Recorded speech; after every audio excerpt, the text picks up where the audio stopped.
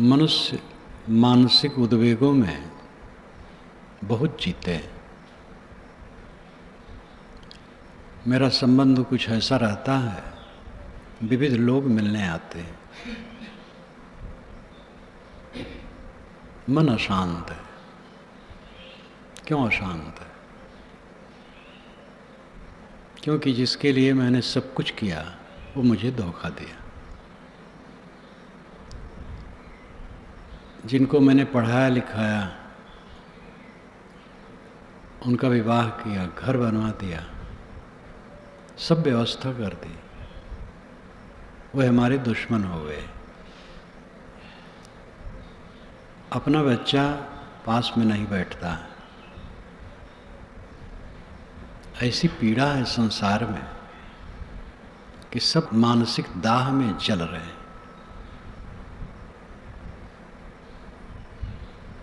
इस जलन की दवाई क्या है? कोई टाटी ऐसी नहीं है जो चारों तरफ बांध दो, फिर कोई ऑब्जेक्शन, कोई परेशानी बाहर से न आए। सत्कार तिरस्कार मनुष्य अपनी समझ के अनुसार करता रहता है। कोई आकर के ही खड़ा होकर हमें गाली देने लगे, उसका विचार है।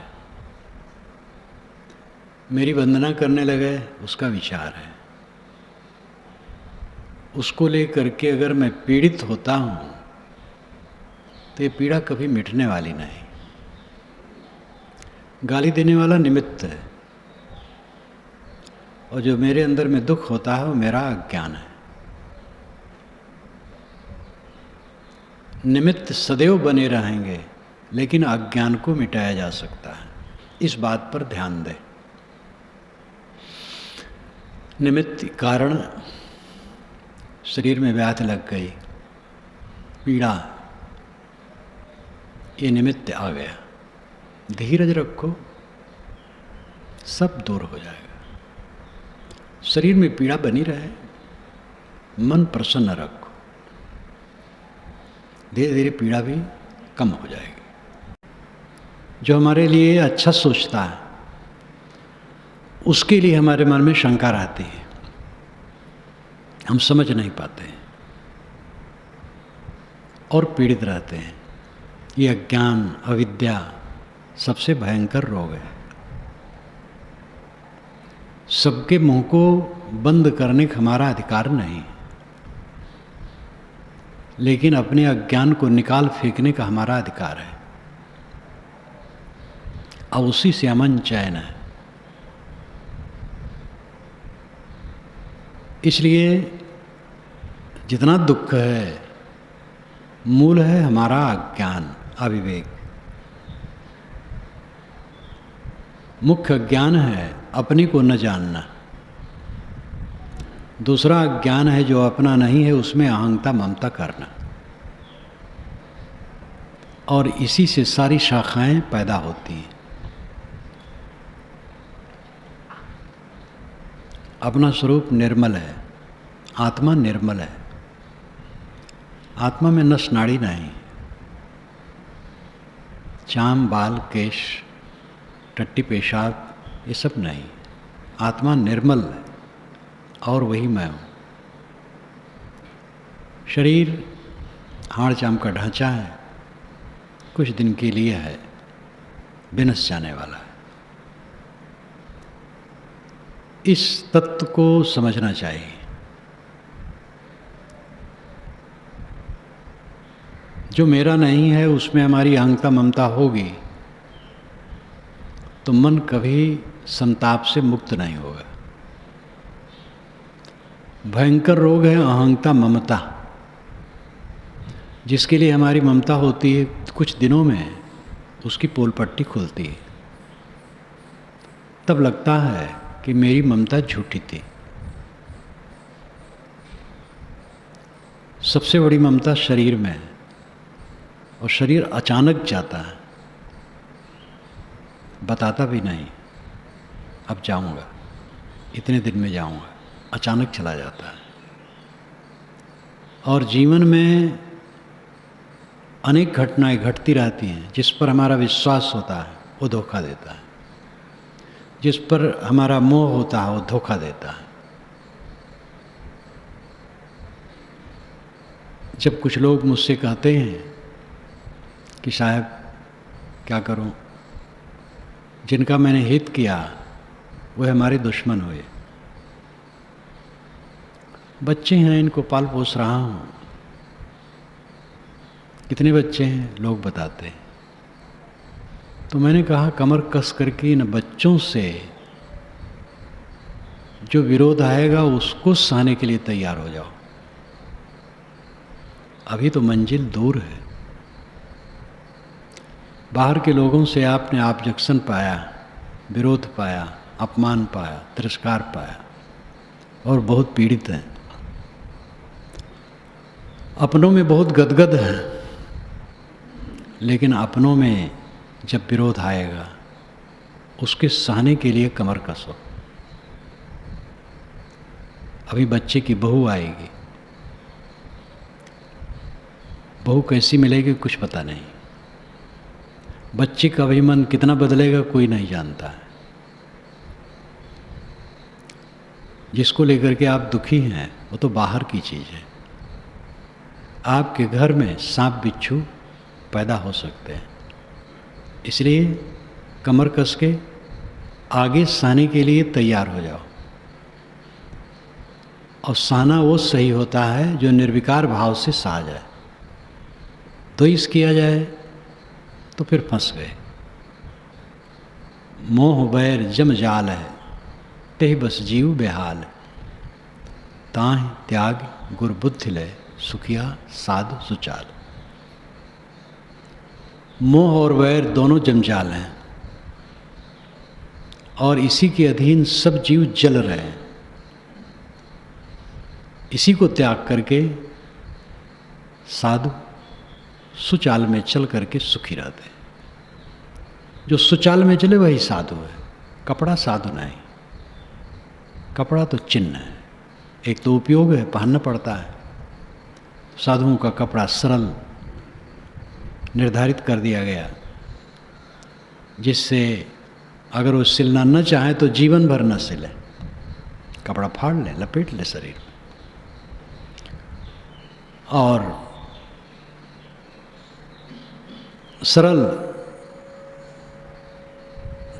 कपड़ा होता है साधुओं का, साथ एक मर्यादा है, लेकिन वो साधु नहीं, कपड़ा साधु नहीं। जिसमें सरलता हो, निष्कपटता हो, त्याग भाव हो, संयम हो, संतोष हो, वो साधु। सुखिया साधु चाल, अच्छी चाल में चल करके सुख शांति मिलेगी। दुनिया से ती दोस्ती होत भजन में भंग, एकाएकी राम ते की साधुन के संग। दुनिया से दोस्ती करोगे तो भजन में भंग होगा। हर कथन सापेक्ष होता है। सापेक्ष का अर्थ है एक तरह। वस्तु अनेक गुणधर्मों के संयुक्त होती है। वस्तु के कई कोर, कई कोण, कई पहल होते हैं। एक पहल को देख लेने से वस्तु के सभी पहलुओं को हमने देख लिया, ये मानना भूल है। कथन में प्रायः सापेक्ष हुआ करता है। सापेक्ष यानी किसी तरह, एक तरह, सब तरह नहीं हो पाता एक साथ। दुनिया से दोस्ती करने से भजन में भंग होगा। तो दुनिया से दोस्ती न की जाए तो कहाँ की जाए? दुनिया से दोस्ती करना पड़ता है, लेकिन दोस्ती में ही सांप निकलते हैं और काट खाते हैं। इसलिए साहब ने कहा, कबीर खड़ा बाजार में पूछे सबकी खैर, ना काहू से दोस्ती ना काहू से बैर। कबीर बाजार में खड़े हैं, सबका कुशल मंगल पूछते हैं। किसी से दोस्ती नहीं है, किसी से बैर नहीं। यहाँ दोस्ती का अर्थ है प्रगाढ़ प्रेम, मोह, कहीं मोह बांध लेना। अपने ही बच्चे में, अपने ही परिवार में मोह बांध लोगे, तकलीफ के सिवा कुछ नहीं पाओगे। जो बन सके सेवा करो, मोह न करो। मोह कांटा है, गड़ने वाला है। दुनिया से दोस्ती करोगे, भजन में भंग होगा। मन एक है, कबीर मन तो एक है, भावे तहाँ लगाओ। भावे गुरु की भक्ति करो, भावे विषय कमाओ। मन एक है, जहाँ मन कहे लगाओ। उसी मन से मोह और उसी मन से भक्ति कैसे बनेगी? इसलिए मोह का त्याग करो। दोस्ती का यहाँ अर्थ है अधिक लगाव कहीं कर लेना। अधिक लगाव करोगे तो भजन में भंग पड़ेगा। इसलिए कहीं से लगाव अधिक न करो। किस रहनी में रहो? एकाएकी राम ते कि साधुन के संग। एकाएक राम में लीन रहो या साधुओं की संगत करो। एकाएकी राम ते, राम अकेला है। राम आकर के दरवाजे पर पुकारता है, द्वारे तेरे राम जी मिलो कबीरा मोह। तय तो सब में मिल रहा, मैं न मिलूंगा तो। साहब कहते तेरे दरवाजे पर राम खड़े हैं और पुकार रहे हैं कि ऐ कबीर आके मिल लो, ऐ लोगों आके मिल लो। तो लोगों ने कहा महाराज दरवाजे पर आ गए तो जरा अंदर आ जाइए। वो घर वाला अंदर से निकल के दरवाजे तक नहीं आना चाहता है। राम से कहता है महाराज आ गए, पता नहीं कितनी दूर से आए, साकेत लोग से आए हैं कि किस लोग से आए हैं। जब इतनी दूर से आए तो जरा 2 कदम और अंदर आ जाइए। तो राम ने कहा तय तो सब में मिल रहा, मैं न मिलूंगा तो। तू तो सब में मिला हुआ है, सब में मोह ममतम फंसा है, मैं तेरे से नहीं मिलूंगा। इतनी दूर आ गया और तू इतनी दूर नहीं आ सकता है। मैं 1000 कोस से आ गया और तू 4 गज से नहीं आ सकता है, तो मैं क्या तेरी आशा करूं? तो राम लौट गए। ये अलंकारों का कथन है। आपके दरवाजे पर राम खड़े हैं और आप आंख नहीं खोल रहे हैं, सब में मिल रहे हैं, राम को छोड़ दिए, सबसे मोह, राम से लापरवाह। ये राम आत्मा है, स्वस्वरूप ही राम है। लेकिन जब हमारा मन सब में मिला रहेगा तो राम में कैसे ठहरेगा?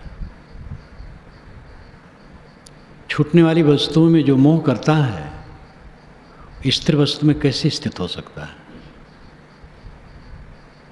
जो निश्चित को छोड़ता है और अनिश्चित को पकड़ता है वो दोनों तरफ से जाता है, क्योंकि निश्चित को तो स्वयं छोड़ दिया और अनिश्चित छुटा छुटाया है। देह और देह संबंधी प्राणी पदार्थ ये छुटे छुटाए, और राम को हमने स्वयं छोड़ दिया। तो दोनों दिन से गए पाड़े, हलुए हुए न माड़े, न खुदा ही मिले न विशाले सनम। इसलिए स्थिर वस्तु में हमें प्रेम करना चाहिए। राम एकाएकी है, अकेला राम है, सुस्वरूप, आत्म अस्तित्व ही राम है, स्वरूप ही राम है, आत्मा ही राम है। अपने मन को समेट लो, राम में डूब जाओ। यथा यथा प्रत्यवस्थितम मन तथा तथा मुंचित वाह वासना निशेष मोक्षे सति वासनानां आत्मानुभूति प्रतिबंध शून्य। स्वामी शंकराचार्य का वचन है, विवेक चूड़ामणि का। यथा यथा जैसे जैसे प्रत्येक अवस्थितम मन, प्रत्येक भीतर मन अवस्थित होगा, जैसे जैसे मन सिमटता जाएगा अंदर, तथा तथा वैसे वैसे मुंचति बाह्य वासना, बाहर की वासनाएं छूटती जाएंगी। जितना मन समाहित होगा बाहर की रस्सियां कटती जाएंगी। यथा यथा प्रत्यगवस्थितम मन, संधि में प्रत्यगवस्थितम है, विच्छेद में प्रत्यक अवस्थितम। प्रत्यक भीतर, अवस्थितम ठहर जाना।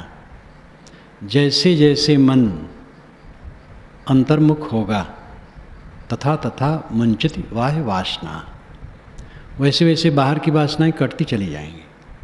निशेष मोक्षी सति वासना नाम, निशेष का मतलब होता है संपूर्ण, जिसमें कुछ शेष न हो, बचा न हो। निशेष मोक्षी सति वासना नाम, सारी वासनाओं का क्षय हो जाने पर आत्मानुभूति प्रतिबंध शून्य। आत्मा अनुभव करेगा कि मैं प्रतिबंध शून्य हो गया हूँ, मेरा कोई बंधन नहीं। मुक्ति के विषय में दूसरा प्रमाण देगा तब मैं मुक्त होऊंगा। कोई दस्तखत करेगा कि ये मुक्त है तब मैं मुक्त होऊंगा। ये अनुभव की चीज है, स्वसंवेद्य। और सब लोग कहें आप जीवन मुक्त हो, हमारा मन कहीं बंधा है, क्या मतलब होता है? इसलिए आत्मानुभूति प्रतिबंध शून्य, सारी वासनाएं क्षीण हो गई, मन स्वस्थ हो गया, अंतर्मुख हो गया। तो आत्मानुभूति प्रतिबंध शून्य, आत्मा स्वयं अनुभव करता है मैं प्रतिबंध शून्य हो गया। कृतार्थ आत्मा हर समय अपने को देखता मैं सब तरफ से छुटा हूं, कोई वस्तु ऐसी नहीं है जो मुझे बांध सके। सब सड़ा गला, सबसे बड़ा निकट का माना हुआ शरीर जो एकदम दुखों से भरा, टट्टी की पोटली, अनात्मा, अनित्य, अशुद्ध, असुख, दुख से भरा हुआ।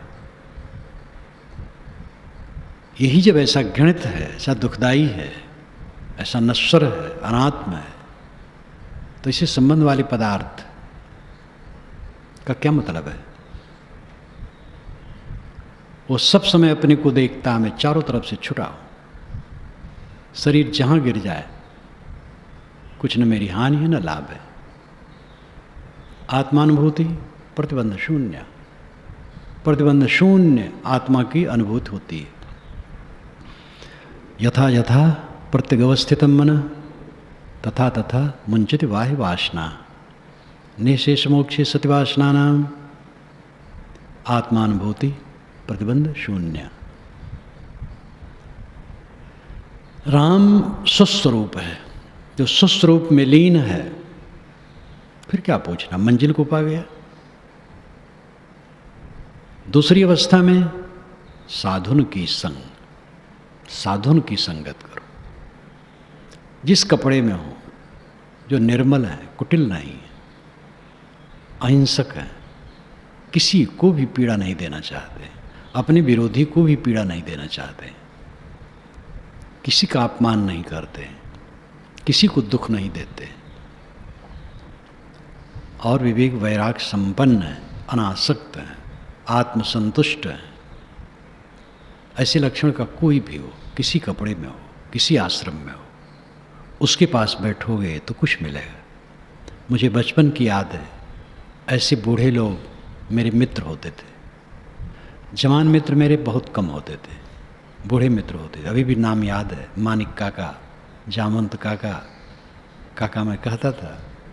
उनकी उम्र 70-75, मेरी उम्र 10-12 वर्ष, और उन्हीं के पास बैठता था।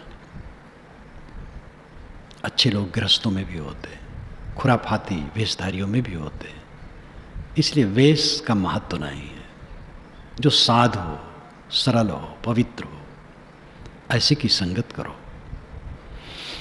दुनिया के धोखे मुआ चला कुटुंब की कहानी, तब कुल की क्या लाज है जब ले धरा मसानी।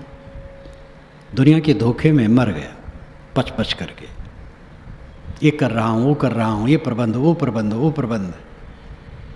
अपना प्रबंध ही नहीं किया, अपने आत्मा को भवबंधनों छुड़ाने के लिए काम ही नहीं किया, बस दुनिया के प्रबंध में अपना नरक बना लिया, दुनिया के धोखे मुआ चला, कुटुंब की कहानी, कुटुंब की मर्यादा में डूब गया। ऐसे हमें मिले लोग, आप जिसकी संगत करते हैं जरा ठीक नहीं है, पता नहीं किस जात पात के लोग हैं। साधु होने के बाद भी ऐसे कहने वाले थे, अरे वो तो स्वयं बड़े थे लेकिन छोटे में चले गए। अब ऐसे भोले भाले लोगों की बातों में जो पड़ेगा वो ज्ञान भक्ति वैराग के पथ पर चल पाएगा। ध्रुव प्रहलाद की कहानी क्यों लिखी गई है? इसलिए लिखी गई है कि अटको न कहीं, ये कुल की मर्यादा महारोग है जो पूरा का पूरा झूठा है। कुटुंब की कहानी में लोग चले, साधुओं के पास बैठते हो, अरे साधुओं के पास छोटी छोटी जात वाले उनके पास बैठते हो, बड़ी जात वालों के पास बैठना चाहिए। रावण के पास, क्योंकि वो ब्राह्मण था। रावण बेचारा बहुत दोषी नहीं है, पीछे बहुत दोषी बनाया गया है। साहब कहते हैं तब कुल की लज्जा क्या रहेगी जब तुम्हारी लाश को लोग शमशान में ले जाकर के रख देंगे। ये तो आने वाला है दिन जब ले धरा मसान, वहां तो सब बराबर, कुल खोए कुल उबरे, कुल राखे कुल जाए, राम ने कुल कुल भेटिया, सब कुल गया बिलाए। कुल खोए कुल उबरे, कुल कुटुंब जात पात का अहंकार ममकार प्रपंच छोड़ दो तो कुल उबरे, संपूर्ण प्रकार से आपका उद्धार हो जाएगा। कुल राखे कुल जाए, और कुल कुटुंब जात पात का अहंकार रखोगे तो कुल जाए, संपूर्ण रूप से डूब जाओगे। राम निकुल कुल भेटिया, सब कुल गया बिलाए। राम निकुल है, राम का कोई कुल नहीं है। महाराज श्री राम का कुल था, वो रघुवंशी थे, सूर्यवंशी थे, लेकिन महाराज राम कहाँ मिलेंगे? एक वैष्णव संत मुझसे मिलने आए, मेरी उम्र के थे। उन्होंने कहा आप किसकी उपासना करते हैं? मैंने कहा श्री राम की। तो मुस्कुराने लगे। मैंने कहा आप श्री राम के शरीर को मानते हैं, राम की आत्मा को? तो गंभीर हो गए कि खैर शरीर तो रहा ही नहीं, तो हम क्या आत्मा को मानते हैं, तो उसी को मैं भी राम मानता हूँ। तो उन्होंने कहा ऐसा हम लोगों में कोई समझाने वाला नहीं।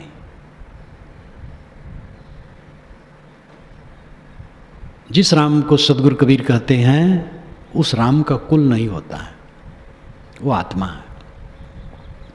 रमन्ते योगिनो यस्मिन् नितरामा, पंडितों ने भी ये कहा, रमन्ते योगिनो, रमन्ते योगिना अस्मिन् इति रामा।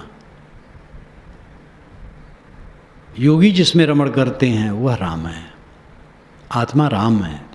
राम निकुल कुल भेटिया, राम निकुल है, राम का कोई कुल नहीं है। और उससे जिससे मुलाकात हो गई, जो राम में लीन हो गया, सुस्वरूप में लीन हो गया, सब कुल गया बिलाए,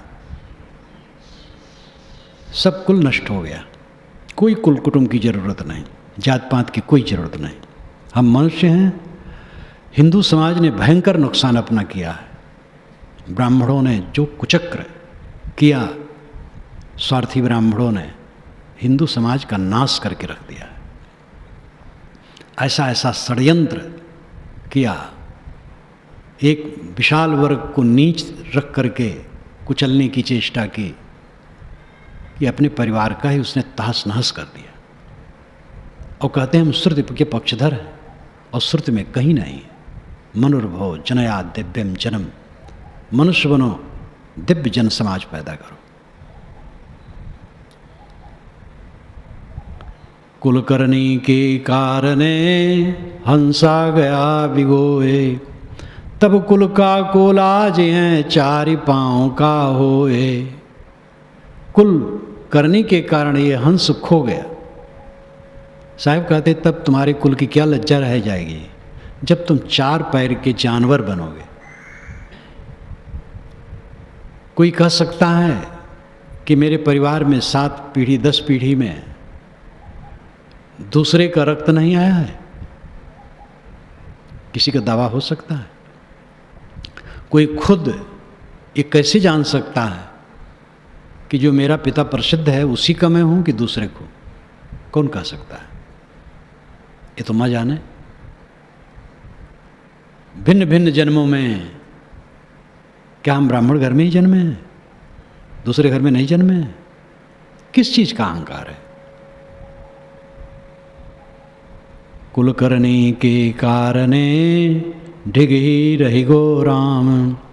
तब कुल का कोलाज हैं जब जम की धूमा धाम। कुल करने के कारण राम ढिग ही रह गया और मुलाकात न हुई। पास में ही राम, लेकिन जाति वर्ण आश्रम का घमंड और पर्दा और राम से मुलाकात न हुई। ये सब कहने के तरीके हैं। आत्मा राम है, ढिग ही स्वस्वरूप ही है, लेकिन बाहरी तामझाम में उलझे रहे, बाहरी चीज़ों की मोह ममता में उलझे रहे और स्वरूप का परिचय नहीं हुआ। अपनी हकीकत का हमें पता न लगा। हमें अपने आप पर ध्यान देने की आवश्यकता है। जितना संबंध है सब हवा के झोंके की तरह है, कुछ रहने वाला नहीं। सारा संबंध क्षणिक है, सारी वार्ताएं क्षणिक हैं। जो वार्ता करो खत्म, जो संबंध हुआ खत्म, कल की बात आज खत्म, 10 दिन के पूर्व की बात खत्म, महीना भर के पूर्व की बात खत्म, एकदम सुबह की बात अभी खत्म। सब तो भागा जा रहा है, कहाँ मन लगाओगे? लेकिन आत्मा से आत्मा कभी अलग नहीं होता है। मैं कल भी था, परसों भी था, 10 वर्ष पूर्व भी था, और इसी प्रकार आप समझ सकते शरीर के पूर्व भी था और शरीर के न रहने पर भी रहेगा। मैं से मैं कभी अलग नहीं होता, आत्मा से आत्मा अलग नहीं होता है। इसलिए कुल जाति वर्ण आश्रम, आश्रम का घमंड, हम साधु आश्रम में हैं, बिल्कुल गलत है। सेवा की जगह सेवा करो। गुरु ने साधु वेश दे दिया है, मृत चिन्ह, इसलिए तुम याद रखो संसार से मर गए हो। घमंड करने के लिए नहीं, पुजवाने के लिए नहीं, विनयी रहो, सबसे विनयी रहो। आत्मा के कल्याण के लिए चारों तरफ से निर्माण निष्काम हो जाओ और अपने स्वरूप को पहचानो। ये आत्मा ही राम है और इसका बोध जिसे मिला और इसमें जो स्थित हुआ उसी को विश्राम है।